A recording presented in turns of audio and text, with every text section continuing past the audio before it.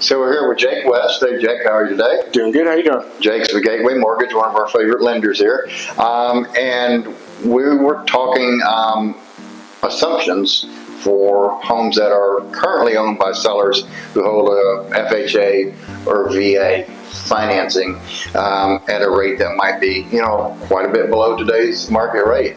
So, Jake, I know you've been doing some research about those loans, and those loans are assumable. So what does that mean? So assumable means that the buyer can come in and take over the note. And at that point, what it can do is bring more buyers into the market. Because right now we have a kind of a window of people that are sitting at their 2, 3, 4% interest rates that they're fine. They don't want to move. They're not going to come out into the market. They're not going to move from that interest rate. So this is something to be able to offer on the listing side. That'll bring more buyers into the market. One thing doing this is making sure whenever you are marketing that your house is assumable is doing your research, getting with the service provider for the loan, making sure that you know how long it's going to take to assume the note, how long it's going to take for the buyer to get approved.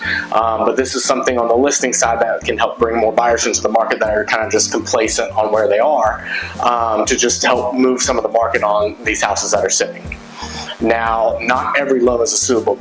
Most are going to be government loans, which is FHA, VA, and USDA. Conventional ones are the only ones where about 95% of the conventional loans are not assumable. There are rare occasions where conventional can be assumable, but that would be something to get with the service provider to see if it's something that can be done.